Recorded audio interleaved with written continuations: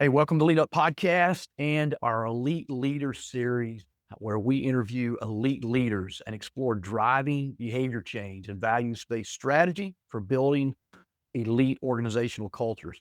Elite leadership is not about power or position. It's about character and capacity. Elite leadership is the ability to lead with unwavering integrity, exceptional vision, and a deep sense of responsibility toward uplifting others.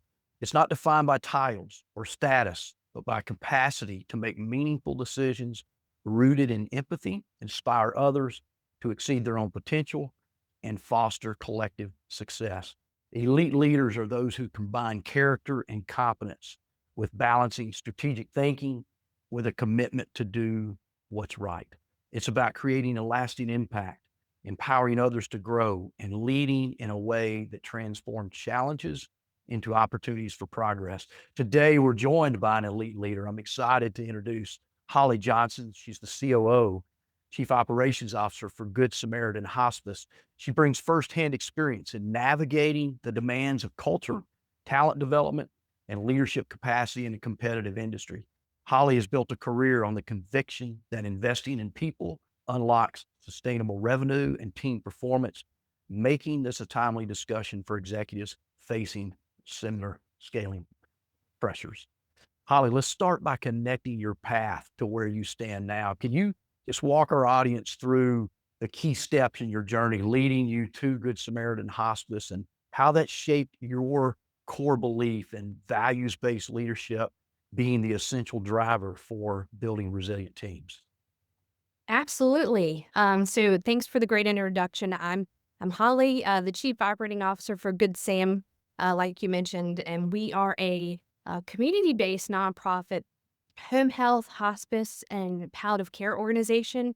I've worked in healthcare for the majority of my career, but funny enough, I actually started off as a criminal justice major. I had this lifelong childhood dream of being an FBI agent, which thankfully didn't come to fruition because I wouldn't be here. And so I sort of fell into healthcare by happenstance, and I'm so grateful that I did. Most of my career has been in post acute care, mostly across CCRCs where I spent a significant amount of time, and then home health and now hospice.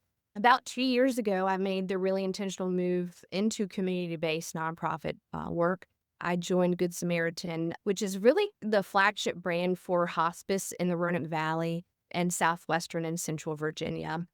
Good Sam had gone through a significant season of growth and evolution, and I came to the team to help extend that same community based, mission driven work into the home health field. Which included launching the first in the area community based nonprofit home health agency. And so that intersection of mission, operations, and culture is really where my work lives today. You had mentioned really when I first focused or learned about, I guess, values first leadership. And looking back on it, it really feels a little providential. Honestly, like one of those moments you don't recognize when you're in it, but later you realize it shaped you. Back in 2017, when I was the executive director of a CCRC in Roanoke, I was given the opportunity to lead a joint venture acquisition. My organization acquired 50% ownership of a single branch of a much larger home health and hospice company. That experience itself was incredible. It stretched me, it sharpened me, and honestly, it gave me a skill set I still rely on today. But the turning point wasn't the deal. It was a moment where I had a choice. There was something my company wanted to push through in the management agreement, not illegal, not scandalous. It just didn't sit right. And I realized that I could either stay quiet and let it happen, or I could pick up the phone and call my counterpart and make sure that my partner or our partner had full visibility. I called them and basically said, "Hey, I want you to know this. I would want someone to tell me." Everything ended up working out. The deal was closed. We moved forward. Life went on. But about a week after our first executive meeting with the new team, I got a call from that counterpart, and I'll never forget what he said. Basically, he said, "Hey, I know you have a great future where you're at, but we were talking on our flight home, and we all agreed that you would be a great fit to our culture, and you represent our core values." We would love to have you on our team. And this really set the course for me as a leader. Mm. Little did I know that this was the beginning of my first real exposure to values the way I understand them now, not as slogans, but really as a core set of principles that is the essence of a company's operating system when it's done right. And so, getting back, sorry, to the essence of the question, long story short, I was recruited to this company. At the time, it was Encompass Home Health and Hospice, and organizations evolve, right? But in that season, under that leadership and culture that existed then, they were the gold standard for values first leadership at a whole company level, had the kind of cultural maturity I honestly had not experienced before. And I was a young leader. And I told people it was like Patrick Lencioni's book came to life there. Core values weren't just posters in the lobby. I mean, they had become the default language for the way we made decisions, the way I hired people, the way I built my strategy, the way we handled tension, and how we showed up for each other when it was hard, when it was easy. And so it was a very motivated culture. It was an accident. It was designed. It was reinforced. It was protected. So for me, kind of closing this question, as a leader who was about to step into bigger roles, it did something I didn't expect. And what I share with other leaders today, when your core values are right and you're leading them with your operating system, it makes leadership simpler, not easier, but clearer. Because I didn't have to guess who we were or how I was going to decide things. The values did the heavy lifting. Just love that. I love that story. That's why we're interviewing Holly today, lead up podcast listeners, because we did a pre-interview and just learned about Holly and knew she was the kind of values-based leader we believe in, the elite leader, right? I believe elite leadership is leading with values, knowing who we are. It showed up in that moment when you wanted to communicate the right things to a future partner. And they remembered that, right? They remembered that and wanted to extend you an offer because of that, extend you another opportunity, which is incredible. So I just love that. And what we know today, Holly, one of the greatest ways to build trust with Gen Z. Okay, so we're there's a lot. Right now we've got 5 generations in the workforce. Gen Z's the latest generation coming up. But one of the greatest ways to build trust or break trust, let's just talk about it that way. One of the greatest ways to break trust with Gen Z is to fail in living out our values, what we say we stand for, right? That we're looking for that more than ever. You're on the forefront of that. You're ahead of the game. You're kind of a leading edge for that. So I want to, applaud you for that. One of the things that many organizations, especially in healthcare, where we spend our time, is overcoming talent hurdles, employee engagement. Share with us a specific example from your experience where you've had to address significant challenges around employee retention, or team engagement, and what are some steps, what are some things you've done, maybe even pulling in your values to do a turnaround, to create effective sustainment of high performance and retention of high quality employees? A couple things. And so values have so much to do with how we build a culture Mm. in an organization, right? Kingdoms rise and fall because of culture. It's really the single most powerful force inside any organization. It's not abstract, it's our team's attitudes, experiences, perceptions. And for leaders, it's a living, breathing, vital sign, right? It is. No pressure, right, on us. And I think, we felt this at some point in our careers, especially early on. We're so wired to adapt to the communities we belong to. And work is the most influential one of those, right, that we'll ever be a part of. And that's why our organization just finished reading a book called The Peaceful Leader, but the psychological safety was such a big theme in it. And I've noticed it's such a big theme in leadership development right now because of its interplay with culture, and rightfully so. People are constantly reading the room. They're picking up on expectations, tone, what's safe to say, what's not, and they adjust accordingly. And that adjustment can be for the good or bad for your organization, right? And the people who don't adjust or can't, they leave. And that should sit heavy with us because whether we intend to or not, leaders own that. And so when I think about, how that sits with us, I could talk in a million different ways, but I think the most important thing, if we get to the root of it, leadership starts with us and our heart posture. It's the internal stance that I, as a leader, bring into the room before I ever say a word. Am I coming in defensive, curious? Am I rushed? Am I present?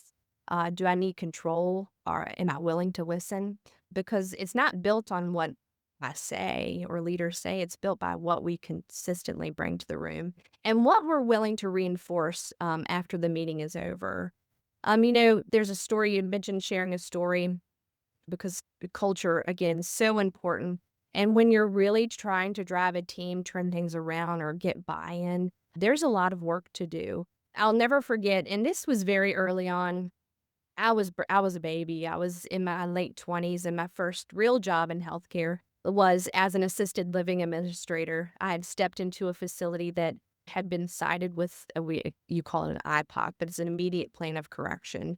They had had a terrible survey. The previous administrator was gone. I had been hired to step in and kind of fix things.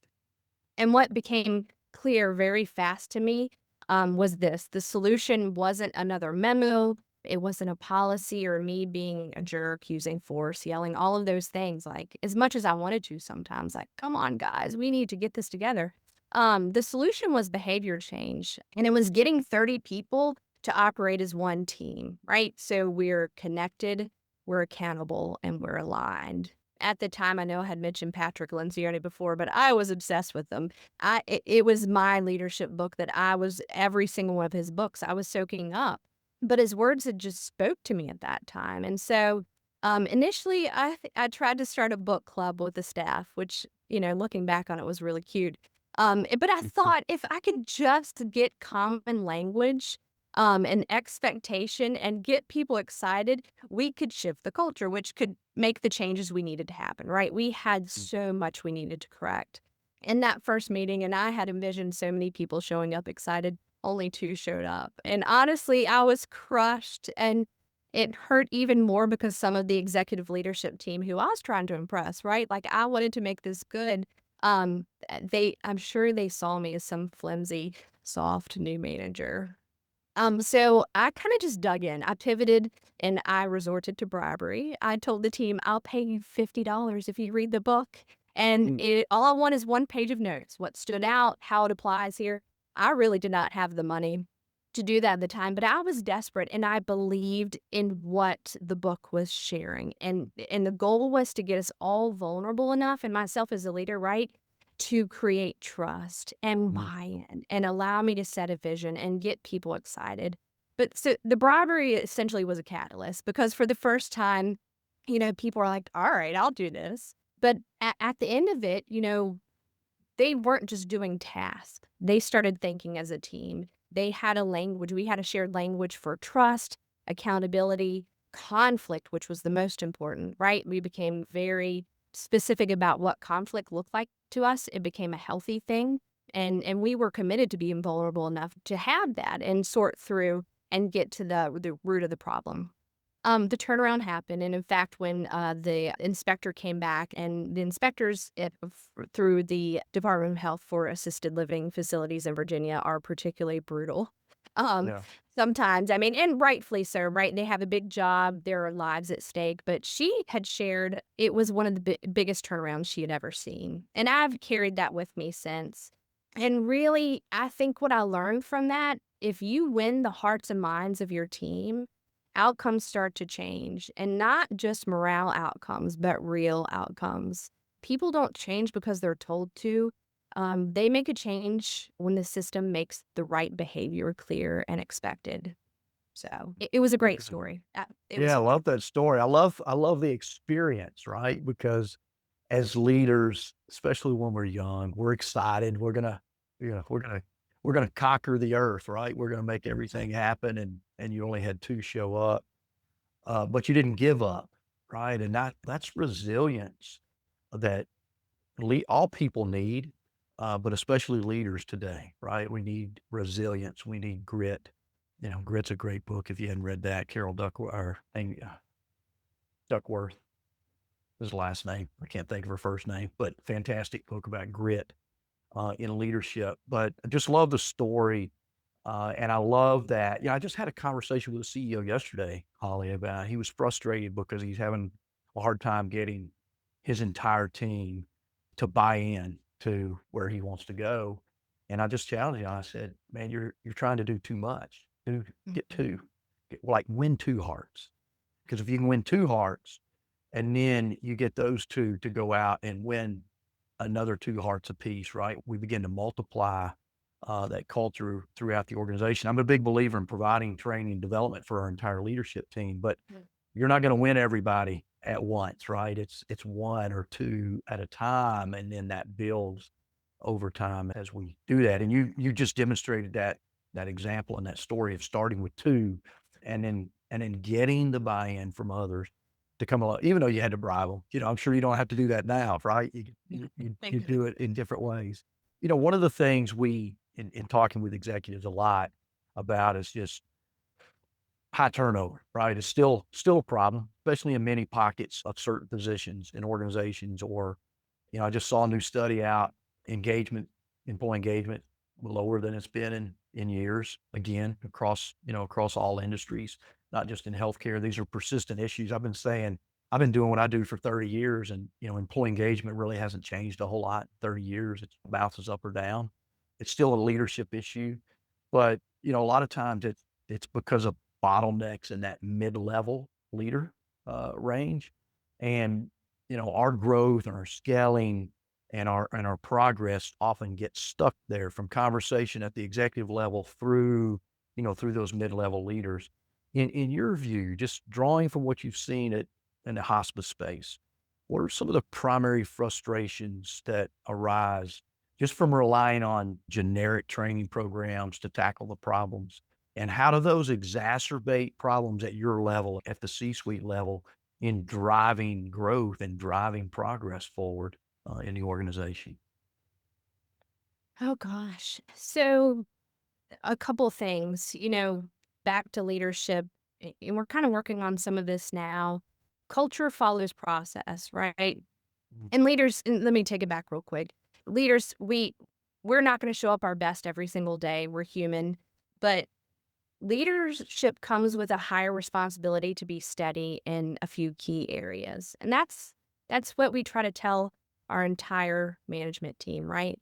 We have a responsibility to be well here in our head, here in our heart, and here in our hands. So Mm.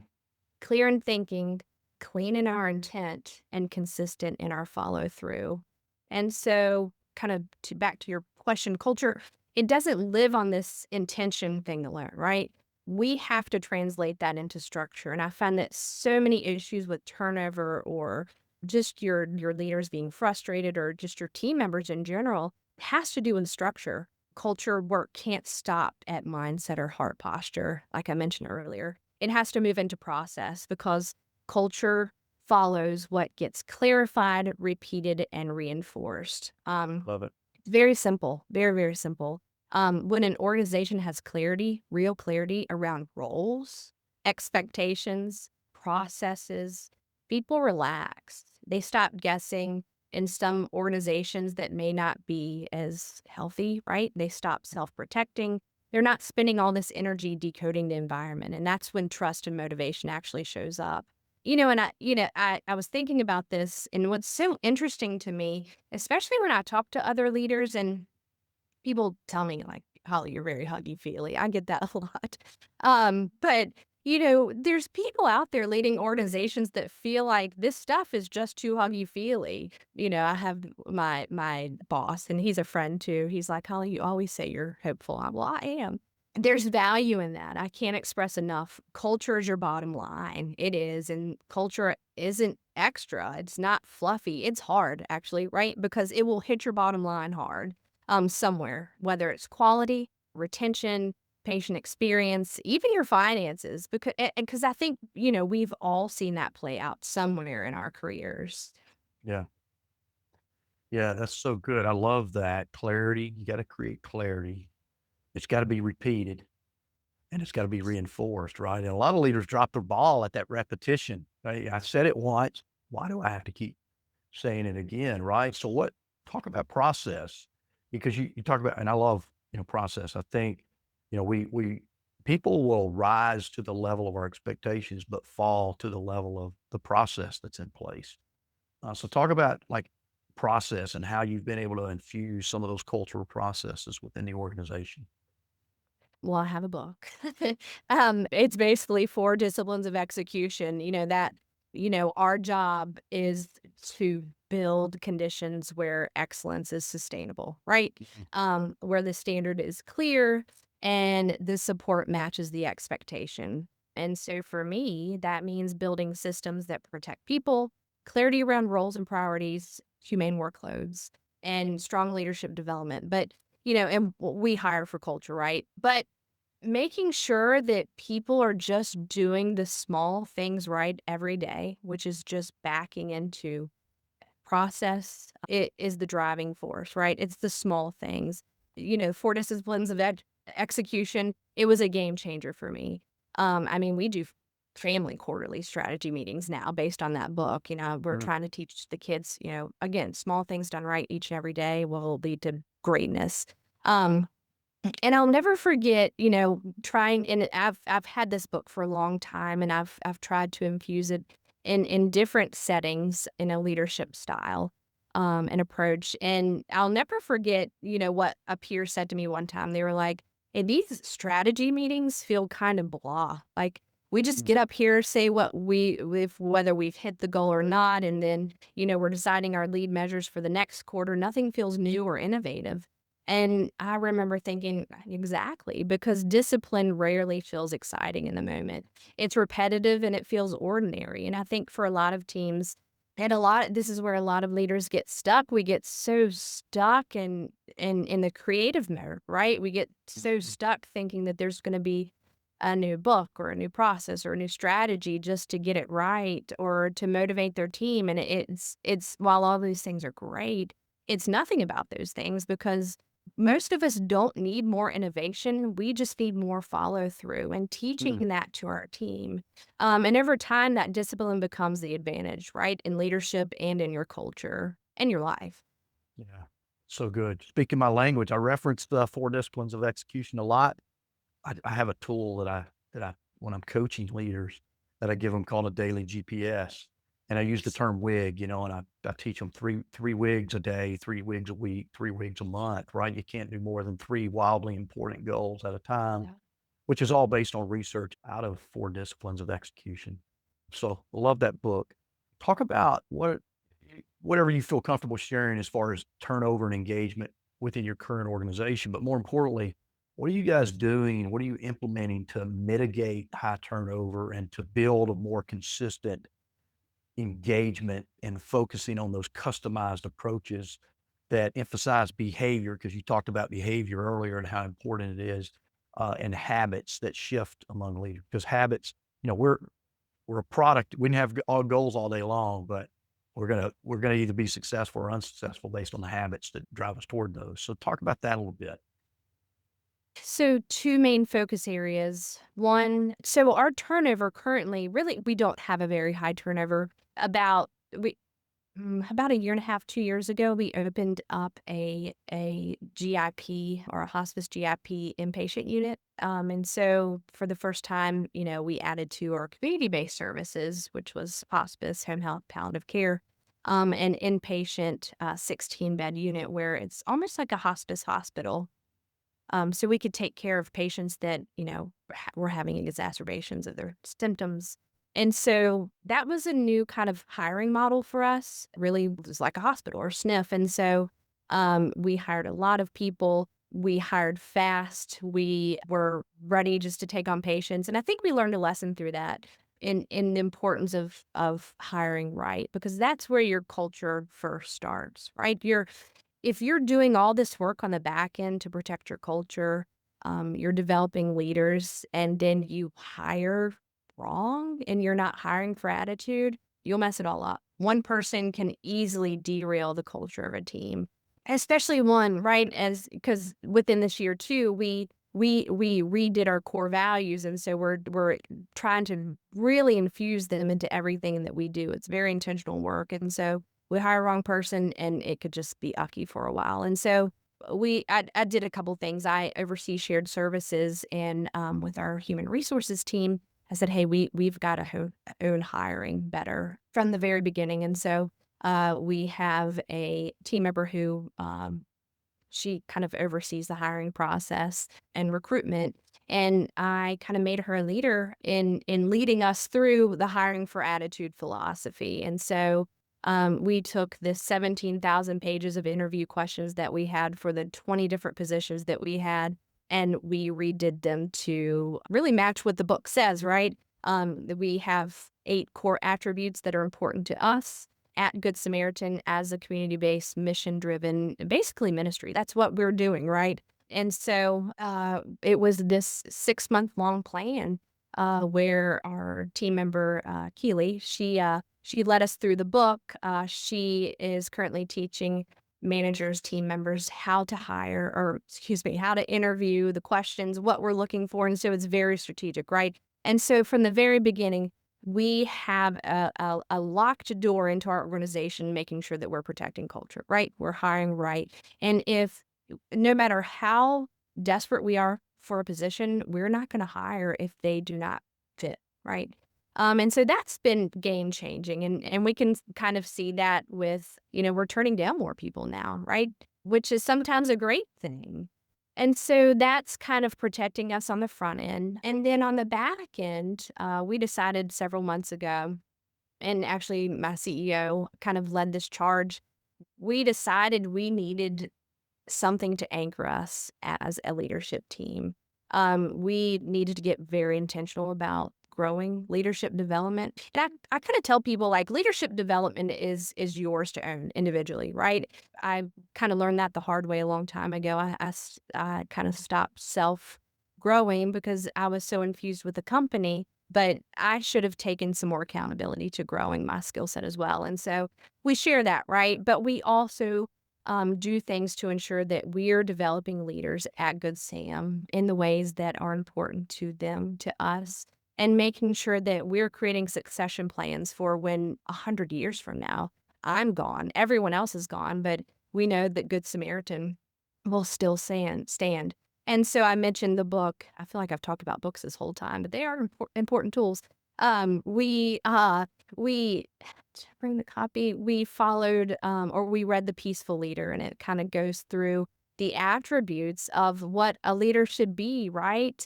And we kind of muddled over, like, what is the perfect book? And we decided that the book didn't have to be perfect, but what we really needed to have was an anchor that we all lived by, right? And so that was just kind of the beginning of work that we've done for leadership development. We finished the book. 3 of us kind of led the entire management team of about 30 people over 12 weeks. And then we took a short break and implemented a mentorship program following that. And now we're going on to do a couple small groups again once a month, but it's been great.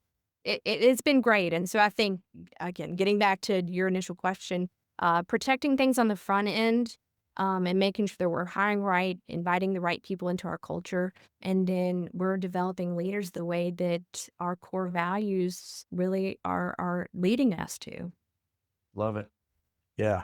Look, books are vital, right? I sent you a copy of my book, Quit Losing Talent. I don't know if you got They're a copy great. of it, but good. Yeah. It's very tactical, right? But it's got a lot of what I tell people, this is the tactic, but you got to be a great leader. That's why I talk about elite leadership. And I'm working on a book around what elite leadership is, the way I define that at the very beginning of this podcast. Because the Quit Losing Talent is a tactical framework of things but you can't be robotic in that. You got to have this. I love your heart, hands piece, that you talked about earlier. I think that's important. You got to have a heart as a leader. You can't just lead with your head. You can't. Many leaders are great at leading with their hands because they get promoted because of how good at what they do, right? And so teaching the heart side of leadership is a little bit more difficult, but is vital, especially in the culture you guys are trying to build. So we could probably spend 2 or 3 hours talking, Holly, but I want to wrap up. I want to land the plane here. I'm gonna give you one last question. what piece of advice would you offer to other values-driven executives for fostering this intentional resilience in their teams, especially when it comes to scaling, the demands of for full capacity leaders? Because that's really what we're trying to develop, right? We want leaders who have full capacity, they're elite, they're living into their full potential, and to avoid those common pitfalls of turnover. I think you did a brilliant job talking about hiring for values. I talk about that in my book. I teach that.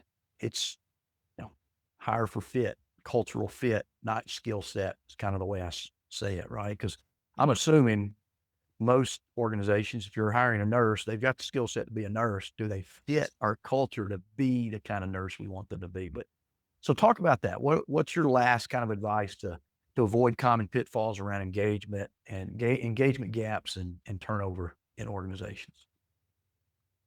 In thinking about this, I kind of happened upon this accidentally. Every 2 weeks, we do an orientation if we have new people coming, and, I kinda share my story. I go over the most boring part of education, which is compliance education, so I try to make it funny, but, I try to really infuse my personal experience at Good Sam and speak to their hearts, right? And, I share with them just from my own personal experience, we're living in a productivity driven, honestly, productivity obsessed hustle culture in work and even in our personal lives. It's everywhere. Don't get me wrong. I think impactful leaders should have a healthy drive towards optimization, but hustle culture really has a way of confusing motion with progress. And in healthcare, especially in a post COVID world, our team members, our workforce sometimes is tired, disillusioned, and caring more than we sometimes acknowledge. And, I shared one week in orientation. I ended up crying. I don't know.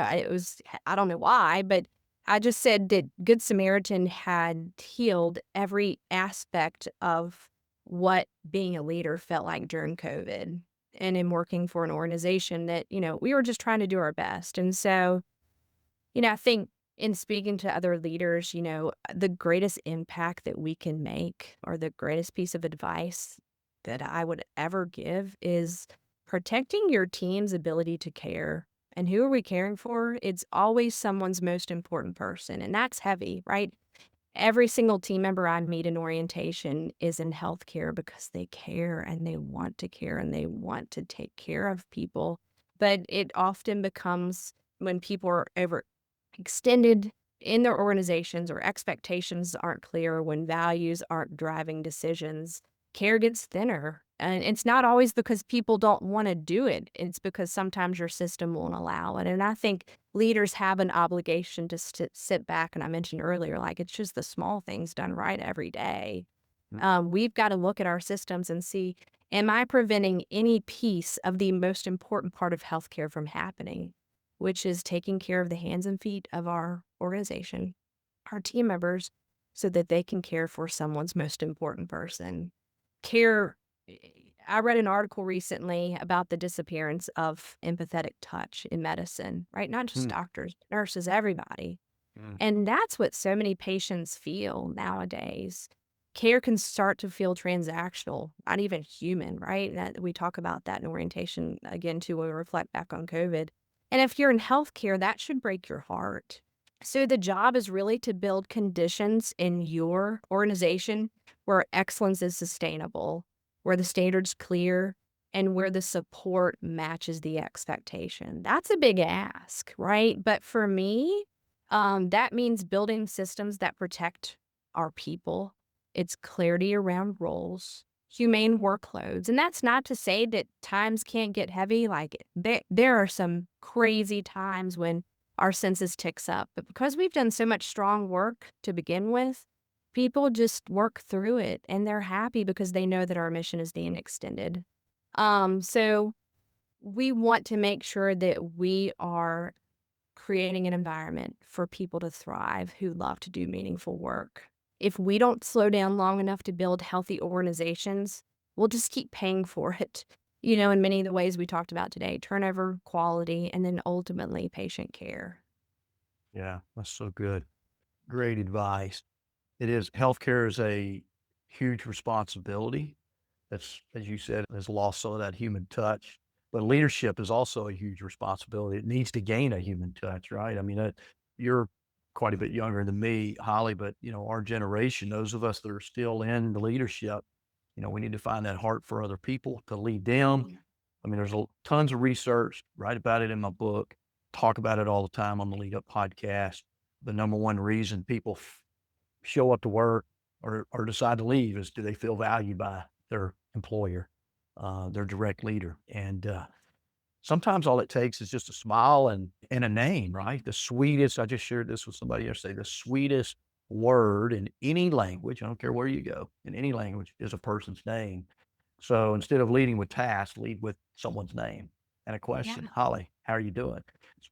Leadership's pretty simple, but it's a huge and hard responsibility as well. Holly, thank you for your insights today, your stories. They're going to help so many that listen on the Lead Up podcast. Listeners are going to gain real value on what you've shared about just leading from a values based heart set. Lead Up listeners, I hope you heard a lot that's going to help you today. Make sure you re-listen, bring your friends to listen. And for more episodes of our Elite Leader series and the Lead Up podcast, visit www.leaduppodcast.com or subscribe on wherever favorite listening platform you like to listen to podcast on. Until next time, lead higher, influence greater, achieve beyond.